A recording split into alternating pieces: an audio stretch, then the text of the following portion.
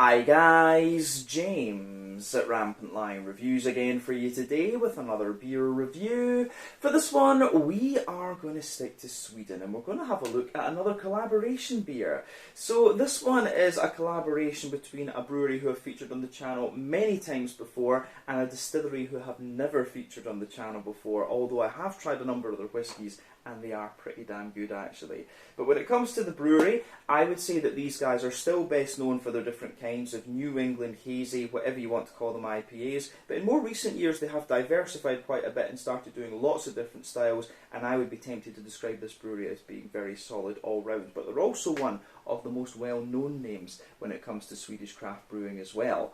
Now, the beer itself is a style we've had from the brewery many times before. Obviously with the distillery involved, it does have an interesting twist to it that we haven't seen within this style category from them though. But I've heard great things about this beer. It is one of the brewery's latest releases through Stigbergets here as well. So yeah, needless to say, I'm very, very curious to see what this one is going to have in store for us. Hopefully it's another good beer. Hopefully it makes for an interesting review. And as always, I hope that you guys watching enjoy my take on this one as well. So yeah, for this review then, for the home side of things, we are going to head up towards Gothenburg once again. Göteborg, as you would say in Swedish, the Swedish craft beer capital up there on the west coast. Got to get that Gothenburg catchphrase in when we review the Gothenburg beers because it is just channel tradition these days. And for this review then, we are going to return to the wonderful Stigbergets Bryggeri.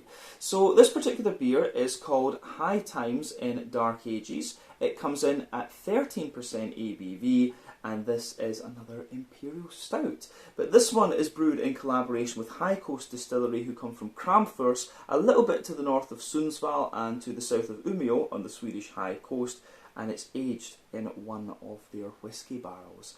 So yeah, that is the twist that I'm very curious about in this one. I haven't had a Swedish whiskey barrel aged Imperial Stout before, so this is another first for the channel. But like I said, High Coast whiskies in my experience tend to be very, very good, and this is the first time that High Coast will feature on the channel. We'll maybe need to start doing a few more whiskey reviews on the channel again and have a look at some of the whiskies from High Coast and Smugen and Agitator and Ven and places like this, because some of the Swedish stuff is really good these days, I have to say. But yeah, let's crack on with this one and see what it's all about. This should be a pretty interesting review. If memory serves me correctly, this beer was released as part of the Tillfälligt assortment through Systembolaget sometime in late April of 2023.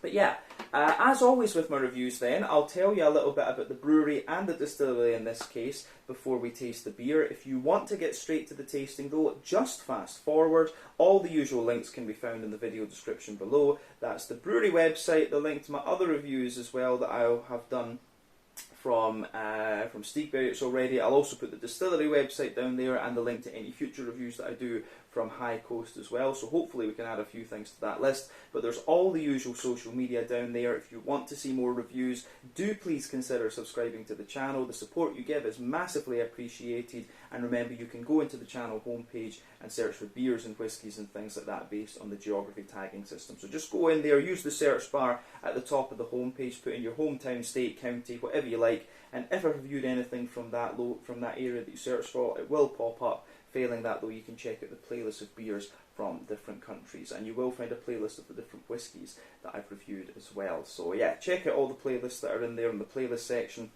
and you'll find lots of different things to explore. But yeah, let's go on to the notes then. I'll tell you a little bit about the brewery first, and then we'll move on to talk a little bit about the history of the distillery. So, Stigbergets Bryggeri, as I've told you of many a time before, are based in Gothenburg, Göteborg, up on the Swedish west coast, and the company was founded by Nils Hultkrantz and Richard Simonsson. So these two guys owned two bars that shared the one kitchen. This is Bar Kino and the Hagerbjörns Cafe, which can be found on Linnegatan in the city, and these both opened back in about 2007. And the building in which they're located is actually an independent cinema, and I had no idea about this until I actually went to visit it. And if you want to see what it looks like, you can check out my Out and About video that I did there back in about October or so of 2019.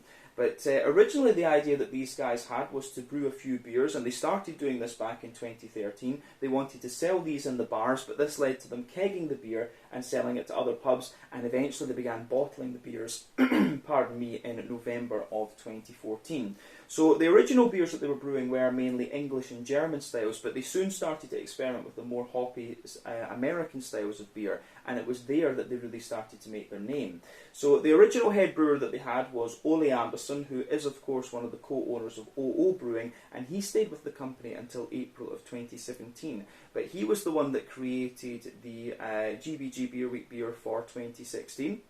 And soon after that he created the Amazing Haze, and also around the same time he created the Narangi under his own brand, OO Brewing. But these are three of maybe the what I would say the 4 or 5 classic Swedish New England IPAs are. Those three, along with Fata Morgana from Omnipoyo and the New Sweden IPA from Opigårds, were the ones that really kind of catapulted this style. Brewski, of course, were doing a number of hazy IPAs at this time as well, but they didn't have one consistent one in their range, I guess you could say. They didn't have a regular at that time. But these kind of 6, these were the ones that really kicked off the New England hazy style in Sweden, and Stigbergets were, of course, a big part of that. But like I say, he left the company in April of 2017 to focus solely on OO Brewing. He was replaced for a short period of time by Barnaby Struve, who was one of the vice presidents at Three Floyds over in Munster in Indiana, close to Chicago in the US, but he only stayed with them for a few months. But around this time, they moved to a new, larger brewery at Partihalarna, where they're brewing 5,000 litre batches at a time, and they also began to work on some sour beers in this facility as well. But they started selling their beers in 440ml cans, and this allowed them to export a lot more. But these days they've got a brew team of Ollie Banks, who used to work for Beavertown, and Lucas Monroy, who used to work for All In Brewing, one of the numerous gypsy breweries operating in the area.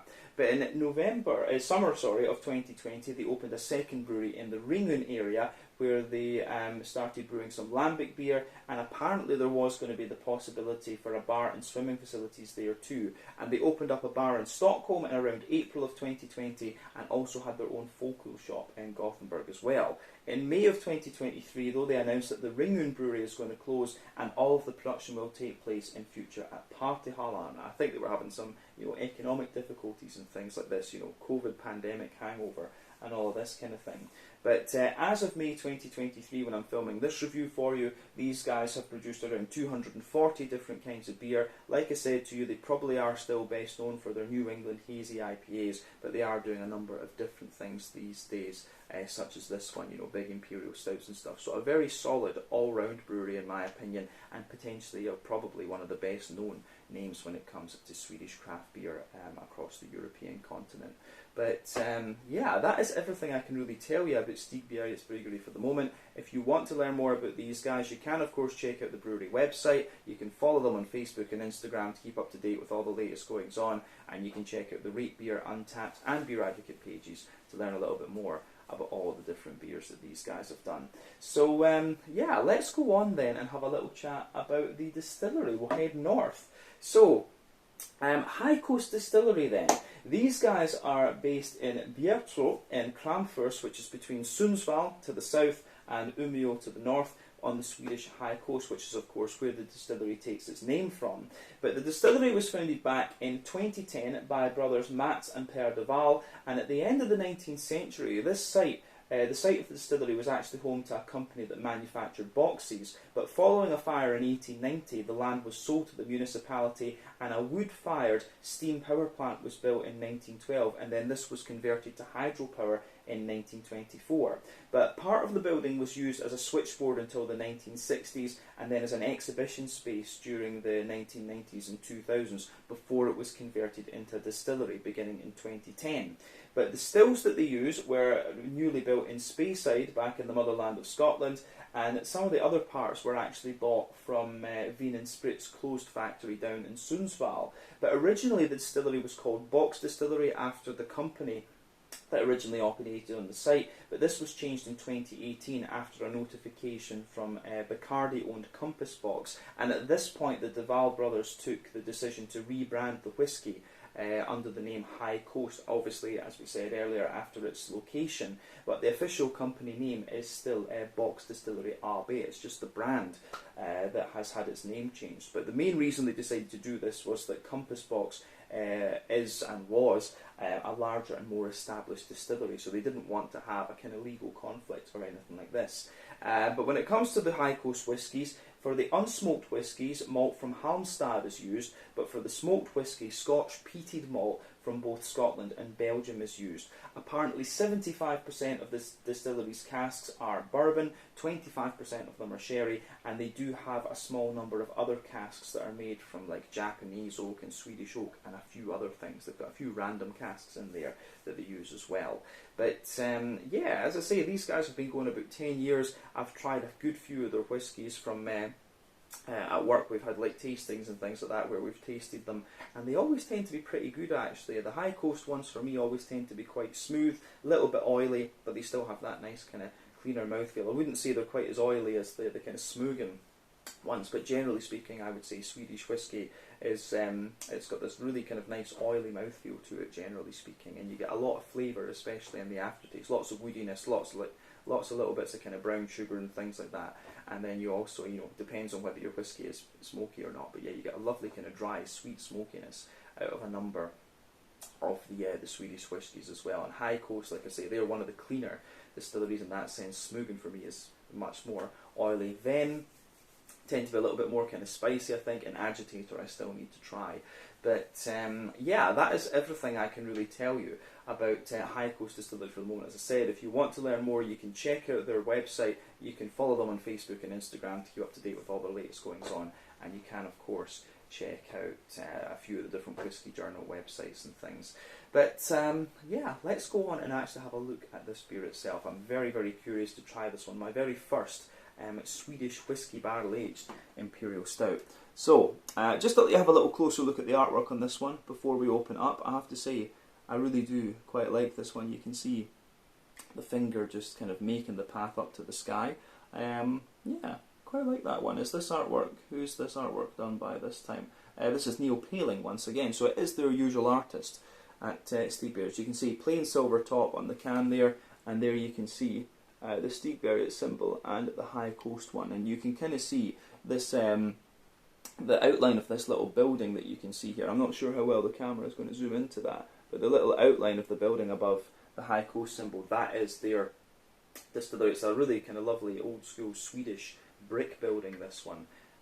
But yeah, let's get this guy out and we'll get on with the tasting and see what it's all about. So, like we said earlier, this one is called High Times and Dark Ages. It's aged for 12 months in a High Coast whiskey barrel, and apparently the beer uses 9 different kinds of malts. So yeah, let's get out and see what it's all about. I honestly can't remember what I paid for this beer. I actually have a feeling this one was like 110 kroner or something like that. I probably should have checked that on Stigbergets' website before I started filming, but I'm pretty sure this one was like 110 or something like that. So if it was 110 kroner, that translates to be roughly about 11 euros. That means that it will be about £10 sterling, somewhere in the region of like $12 American, maybe a little bit less than that on the American side of things actually, because the currency rates are changing. But yeah, anyway, still a good price for a big 440ml can of a barrel aged Imperial Stout at 13%. I think that's pretty good value. But anyway, you can see that this beer is poured pretty much as you would expect from an Imperial Stout, so not too much in the way ahead on this one. You've got more of a kind of foamy ring around the edge of the glass. I would describe the bubbles in that head as being kind of medium sized, and it has got a nice kind of light sort of fawn beigey colour to it. 1 or 2 big bubbles sticking toward the side of the glass, a few little ones going up toward the bottom of the head, but I would say this beer doesn't have too much in the way of visible carbonation. There are little bits of sediment on the bottom of the glass with this one. And you can find this sometimes with barrel aged Imperial Stouts, of course. But yeah, in terms of the colour of this one, definitely a lovely dark ebony rosewood colour, as you'd expect. Even if you shine the light through it, you don't get so much in the way of a kind of Coca-Cola or Pepsi coloured edge as you can sometimes get with these beers. But remember, the colour of your beer depends on a few things. One, the type of malts that you use. This goes a long way to determining your EBC rating. Two, length of your wort ball is also going to play a role, because the longer you ball the wort, the more the sugars caramelise, and thus you get a darker colour of beer. But any barrel aging that you do, or any adjuncts that you put in, will affect the colour of the beer as well. But yeah, it's very difficult with black beers such as Imperial Stouts that you can use adjuncts and barrel aging to change the colour. That happens a bit more with the brown beers, like the barley wines and doppelbocks and Scotch ales and stuff like that. But yeah, nothing untoward about the appearance of this beer when you consider what style it is. Let's just have a wee look at the aroma then and see what this beer is going to give us. I'm really curious about this actually, so let's do it. Oh yeah, I'm going to say straight away, the aroma of this beer is pretty damn nice actually. It's not quite as pungent as I thought it might be. It's one of these ones where I think you're going to get more and more out of it as it kind of warms up and airs out and just opens up basically. And I think we'll get a lot more complexity to the flavour of this one than we will from the aroma. So we need to be prepared for that with this beer. Yeah. So, aroma wise, this one's giving you a bit of everything. You can smell that the stout itself actually has a little bit of sweetness and things to it, but you can smell the nice woody character of the barrel in there. I think this is the barrel that they've used for this one is a kind of lightly peated whiskey. It does have a little bit of smokiness to it, but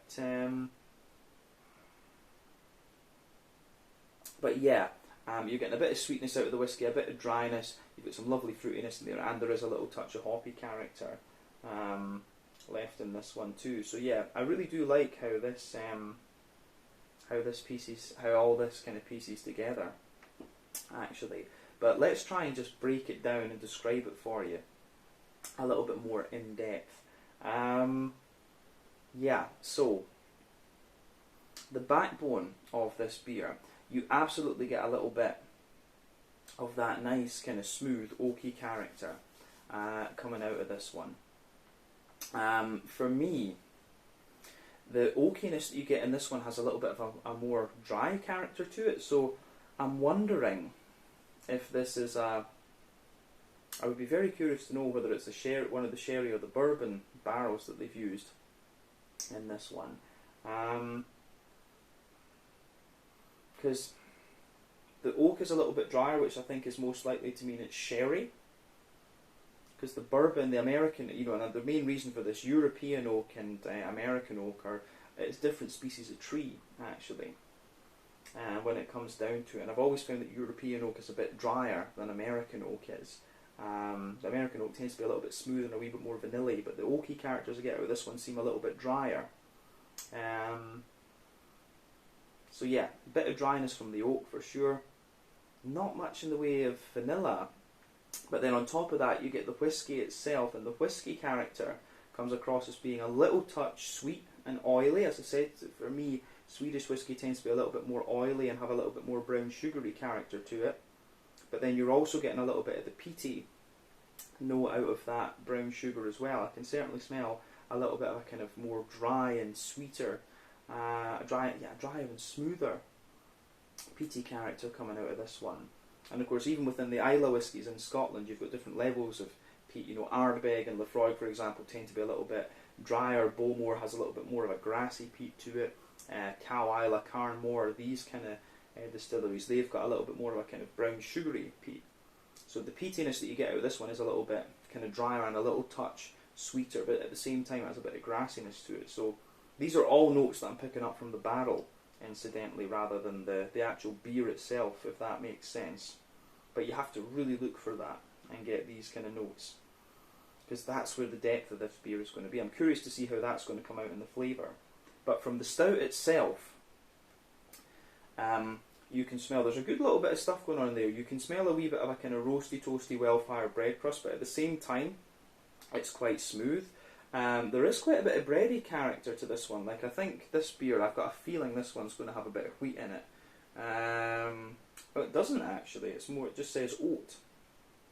So it says barley malt and oat malt in this one. Bit surprised at that because actually the bready character I was getting out of this one is very, very smooth, and you can smell that it's a little bit dense. So I thought there would be a wee bit of wheat in this particular beer, but apparently not.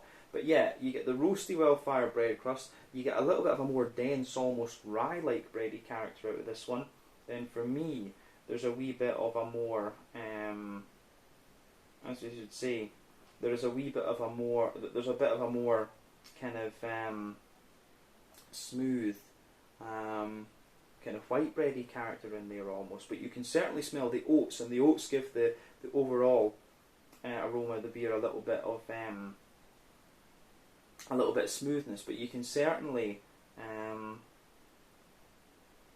you can certainly smell a little bit of a kind of chocolatey note coming out of this one. So a wee touch of a kind of there's certainly a wee touch of like a kind of higher percentage cocoa, sort of 70-80% cocoa chocolate in there for me. And then it kind of, there's also a little bit of a lighter, like a sort of 40 or 50% cocoa chocolate as well. There's a wee bit of brown sugar, and it's a kind of leathery brown sugar for me, but not overly leathery. I don't think this stout has had too long a wort boil, but a wee bit of treacle molasses in there as well, a little bit of roasty brown sugar as well. But I think we're going to get more out of the complexity of this beer when we actually taste it. So on the hoppy side of things, now with this being a barrel-aged Imperial Stout, first off, the Imperial Stout itself is not it's not such a big a hop-forward style, but when it comes to it being barrel-aged, quite a bit of the hoppy character is, of course, going to have dropped out of it. That said, though, you still get a little bit of earthiness out of this one, and a nice little bit of floral character, and I'm also getting a good wee bit of grassiness coming out of this beer as well. So yeah, the way that goes together, I think, is really quite interesting, and it adds a wee bit more depth to the beer too.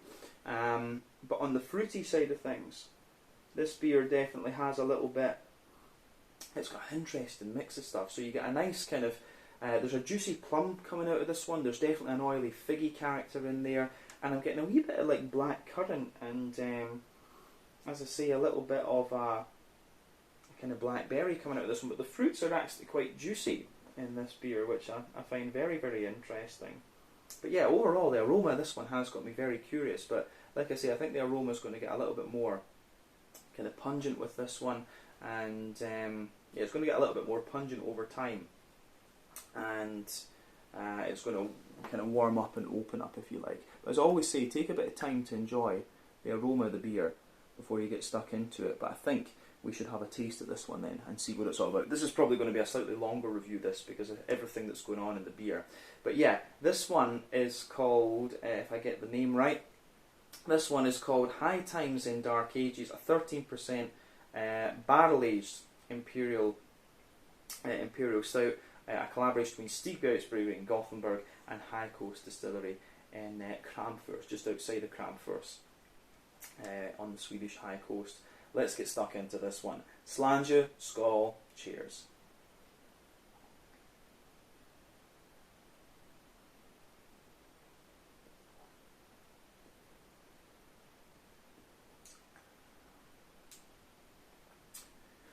Oh yeah.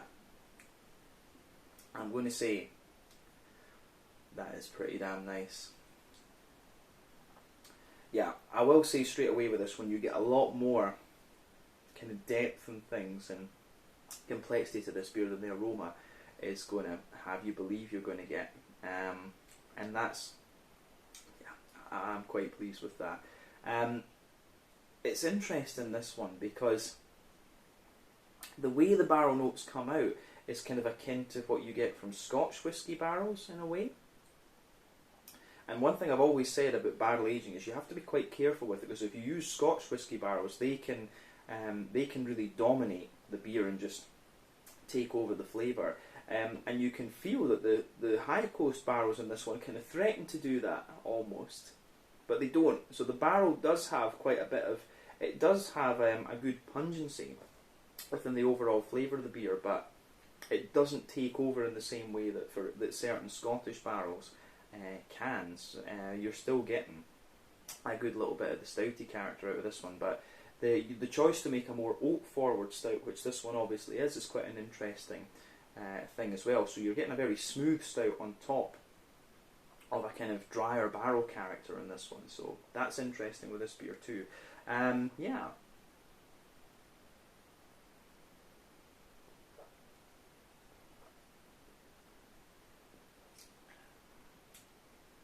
But this is a really damn good beer. One of the best Imperial stouts that I've had from Stigbergets over the years would be the one, I think it is just called Big Bourbon Barrel Aged Imperial Stout. It's the one with the lion on it, and they do a new version of this every year. That's an awesome beer. It is, you know, pretty straightforward, big, oaty, wheaty, creamy, smooth Imperial Stout, aged in bourbon barrels. It's straightforward, but it's always just really, really nicely done. This beer, the actual base beer that's involved in this one, kind of reminds me of that, but obviously you've just got the whiskey barrel in this one, and it just gives you more of that. It just has a bit more pungency to it. This is definitely, it's a more barrel forward one like that actually. So I would be curious to know how similar the recipe for the stout in this one is to that big bourbon barrel aged Imperial Stout, if I remember the name rightly, with the lion on it. But yeah, let's break this beer down then and just describe the flavour a bit more in depth as we always do. So we'll take the middle third of your palate with this one. The backbone of the beer, you obviously have the nice kind of oaky, woody backbone in this one. And like I said, like I was picking up in the aroma, the oaky side of this beer is really quite dry. You can feel that with this one. So that makes me wonder, maybe it's a sherry barrel, because sherry, of course, would more likely use European oak, whereas the bourbon barrels would use the American oak. I'd be very curious about that actually. But I've got a feeling this is probably like a sherry barrel that they've used in this case because of that dryness of the oak.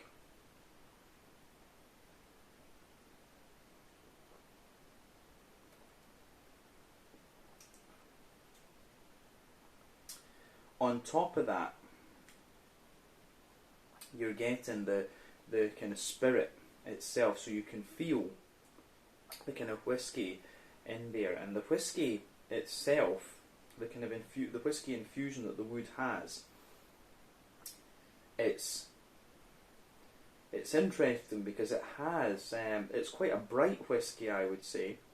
There is a little touch of peaty character to it, but I think the aroma, on the aroma side of things, you get a little bit more peat and a little bit more sweetness out of the peat in the aroma than you do in the actual flavour of the beer. But you can certainly feel that nice kind of whiskey, spirity, brown sort of whiskey spirit sugar layer sitting on top of the wood. And the whiskey has a little bit of aromaticity to it. So you've got a little bit of the brown sugar and a little bit of the oiliness, but then yeah, you've got the peaty kind of character from the whiskey sitting in there as well. But it's quite a bright and floral leaning peat at that, I would say. But then above that, you start to get the actual components of the stout itself coming out of the beer. So the base of the stout itself is a really roasty, toasty and well fired, kind of almost charred,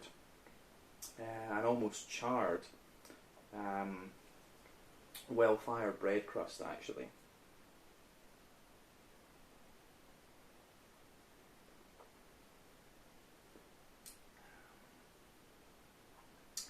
So the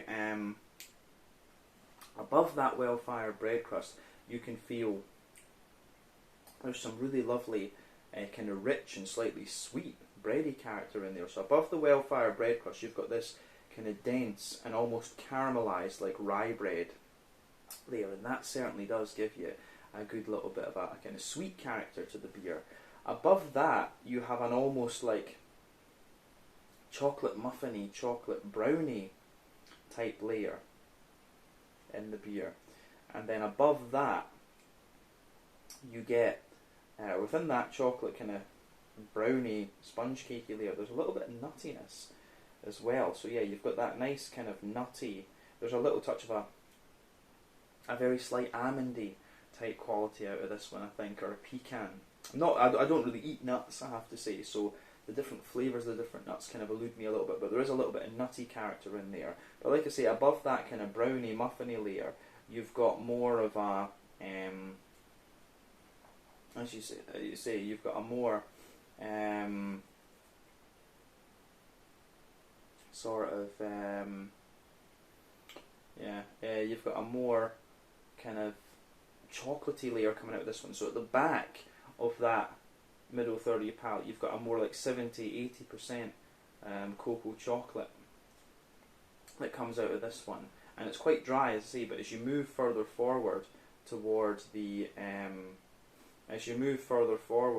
toward the more toward the front of that middle third of your palate, you can feel the chocolate kind of mellows out a little bit, and it becomes more like a kind of 50-60% cocoa chocolate, but it doesn't become a milk chocolate. That's the main point here. As I've always said, more sweet flavours come out further forward, and more bitter and roasty flavours come out further back on the palate. That's the general trend you have.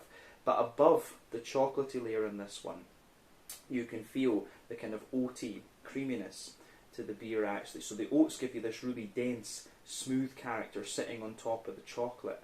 And then above that, you start to get the kind of brown sugars to this one. So you've got a layer of a very slightly leathery brown sugary character. Then there's a wee bit of a roasty, toasty brown sugary layer. And then in the dead centre of your palate, you have a kind of more oily circle there. So in the base, you've got a slightly sweeter caramel, but I'd say it's kind of dominated by a more treacle, molasses type thing. And that, of course, is the covering the ABV of this beer. This one is 13%. It is a bit of a monster in that sense.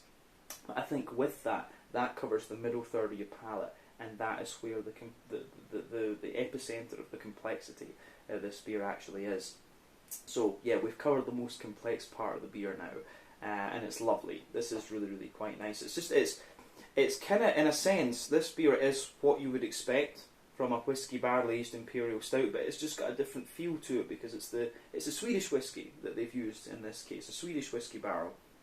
So the flavours kind of come out in different ways. But if you like the big bourbon barrel aged Imperial Stout with Lion on it from Stigbergets, you might like this one as well. But you have to be prepared for a little bit of a more kind of peaty Scotch type character rather than the more sweet American bourbon whiskey note. So this is nice, definitely.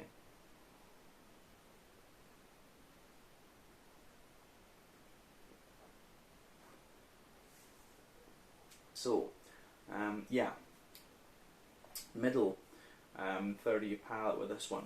I think we've done that. So let's go on to the back third of your palate then. The layers on the back third of your palate, incidentally, are quite similar. They just come out in different intensities. So the border region between middle and back third of your palate, you get a little bit of a kind of bready, sponge cakey build up in there, a little bit of a rye bready character coming out of it. And the way that goes together is quite nice. There's a little bit of dryness there. But the woody character in the base is definitely a little bit more drier. As I said earlier, more dry and bitter flavours come out further back on the palate. So the woody layer is a little bit more dry. The kind of whiskey notes that you get out of this one are, of course, a little bit drier and a little bit more kind of toasty in a sense, and the peaty note especially is a little bit drier. But above that, you've got the roasty, well-fired bread crust from the stout itself. Then you've got the kind of rye bready layer, which feels a little bit lighter and a bit more airy.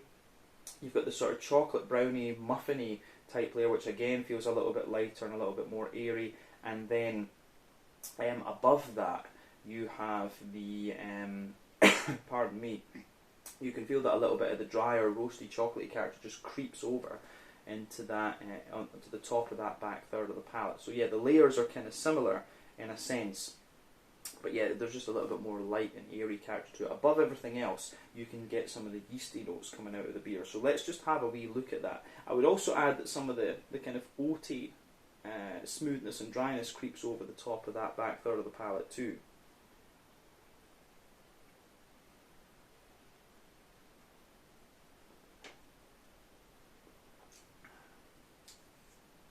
But yeah, the way that this goes together is quite... it's really nice, but the yeasty characters, the yeasty characters in this one are interesting. So you have this like sweet, oily, kind of farmhousey bread character to this one, but you've got a bit more of a kind of big oily brown sugar, a little bit of a caramelly note in there, but a wee bit of honeycomb too. I always get honeycomb in the back third of the palate for some reason, but definitely you can feel that the flavour on the back third of the palate is taller. And as you come further forward into the middle third of your palate, it condenses down and squashes together a little bit. But yeah, I think that covers the barrel, malty and yeasty side of the beer. So let's have a little look at the hoppy side of things.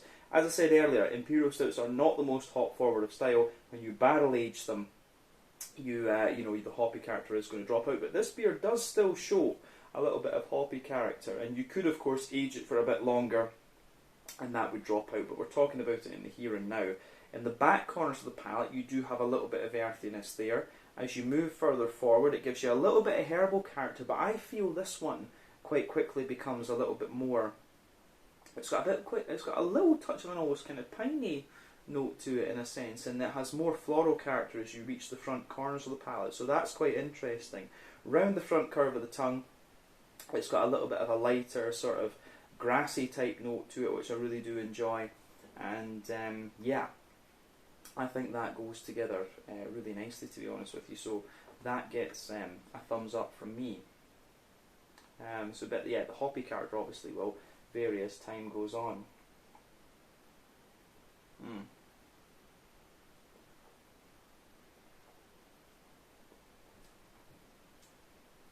So, yeah, I think that covers the hoppy side of the beer. Let's look at the kind of fruity side of things then, on the front third of the palate.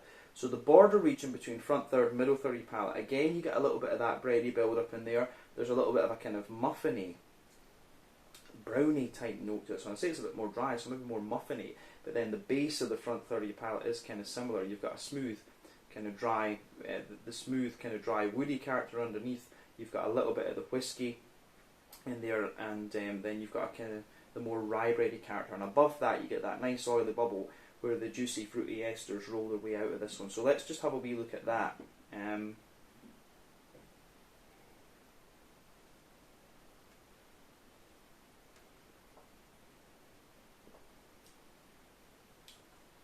So the fruity side of the beer for me is kind of interesting. There is a little bit of phenolic quality to this one, you know, this kind of cough syrupy, cakey type quality. There is a little bit of that phenolic-y type character to the fruits in this one, and that almost kind of embeds itself in the kind of rye bready character underneath that front third of your palate. But when you take the beer in, you do have a little bit of a juicy kind of plum to this one, but there's a bit of drier prune underneath.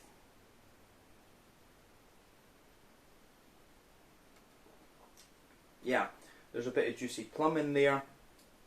You see on the top, then you've got the prune underneath, and then under that you do get a little bit of sultana and datey kind of character. But as you move further forward, in this one, on the front third of your palate, you can feel, you start to get in the middle of the palate, in the middle of that front third of your palate, you get a juicy fig in there, and then the base of the front half of the front third of your palate, you start to get the black currant, and then on top of that you're getting a more blackberry type note. But as I say, the further into the aftertaste that you go, you do get a little bit of this kind of phenolic, medicinally cough syrupy note out of the red fruits. The red fruit actually varies quite a little bit from what I was picking up in the aroma. I thought the red fruity character was going to be more kind of like juicy plum, maybe like dark cherry, and kind of yeah, blackberry-ish, but it's not quite like that. It is a lot more phenolic than I thought it was going to be, which is quite interesting. Yeah. But when you take the beer in, you will find it's a lot more juicy, and then as it dries out into the aftertaste, you get these more kind of phenolic-y type elements out of it. But the things that really linger into the aftertaste with this beer, it's the woody character that I've talked about, a kind of whiskey spirit in there as well. Like I say, the Swedish whiskey barrel seems to have the pungency of like a Scotch whiskey barrel. There is a bit of that peatiness in there, and the peaty character for me has a bit of aromaticity to it, like a bit of a kind of almost floral type note. But there's a bit of dryness and a little bit of sweetness as well. Like it's the barrel really is what pushes to the fore with this beer as you go into the aftertaste. So like I say, you're getting this dry oaky character, a kind of aromatic, floral type peaty note. So yeah, the way everything goes together in this one, I think,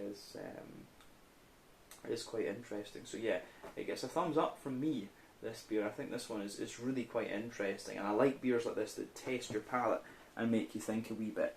But yeah, let's round off this review with a wee look at the mouthfeel then. I think we've said everything we need to about the flavour of the beer.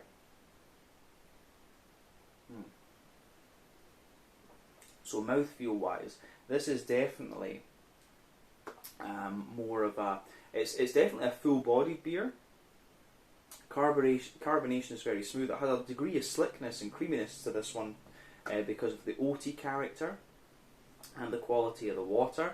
So yeah, there's a wee bit of that going on in this one, but I would describe it as being at the bottom end of full body. Whenever you barrel age a beer, you are going to sacrifice a little bit of the mouthfeel to give you all these infused flavours. So I think bottom to mid-range of the full-bodied part of the spectrum. In terms of IBUs and bitterness and things in this beer, this one's got a mix of things going on. You've got dryness from the woods, you've got a bit of roastiness from the stout itself, and you've got a wee bit of hoppy character at this particular point in time. It wouldn't surprise me if this beer is around sort of 70-ish IBUs through a combination of these things. It's quite easy to conflate the dryness from the wood and with the bitterness of the hops and things like this. So I wouldn't be surprised if this beer is around 70-ish IBUs. But the malty side of this beer, as I said, there's a bit of roastiness in there, there's a bit of smoothness, there's a little bit of a drier sweetness to it. It's really interesting, and there's a lot of depth in the middle third of your palate with this beer. The barrel, of course, is a little bit more pungent in this one and giving you a bit of dryness, a bit of smoothness, smokiness, and aromaticity as well. That covers what we need to see about the malty side of things with this beer. But the fruity side of this beer is a little bit more phenolic, and it gives you a wee bit more juiciness the further into the aftertaste that you go as well, but a bit of dry fruity character too. But overall, this has been a really, really interesting one to try. It is one that is tested by palate, and that's probably confirmed a little bit by the length of this review. We're up, what, 41 minutes now, and this, the reviews always tend to be about 35 or something like that. So this beer is one that has made me think a little bit. So I do commend Stigbergets for doing that. But overall, I would say I think this beer, the recipe for the base stout of this beer is probably similar to what they have for the big bourbon barrel aged Imperial stout, the one with the lion on it, whatever it's called. I think it's probably that base stout just aged in a high coast whiskey barrel. I get the impression that that's the case with this one. But regardless, very, very nice beer, and I would recommend you try this one if you get the chance. I'm not sure how widely available it will still be at the time of publishing this video, but yeah, this is absolutely worth trying. So we can leave it at that for this review, I feel. This one was High Times in Dark Ages, a 13% Swedish whiskey barrel aged Imperial stout in collaboration with High Coast Distillery from Kramfors on the Swedish High Coast. Beautiful beer, this one. I really enjoyed reviewing it. I think that's everything we need to say about this. So let's leave it at that. Once again, thank you for watching my beer reviews. Until the next time, please like, subscribe, share, all the usual YouTube stuff. Let me know your own thoughts on this beer in the comment section below. Let me know what your favourite beers are from Stigbergets, and do let me know what your favourite whiskies as well are from High Coast Distillery. Hopefully we can feature them on some malt reviews on the channel going forward. But thank you again for watching. Check out my social media, check out the brewery and distillery social media. Have a go at this beer for yourself because it is pretty damn unique. I'm definitely going to keep the can of this one for my display behind me when I move apartments and things. But thank you again for watching. Check out all those things. Hopefully you've enjoyed my take on this beer. Let me know your own thoughts in the comment section below. Check out Stigbergets and High Coast social media. Check out my social media, and I will catch you guys in another review very, very soon. Slange it, Scott, cheers, see you guys in the next one.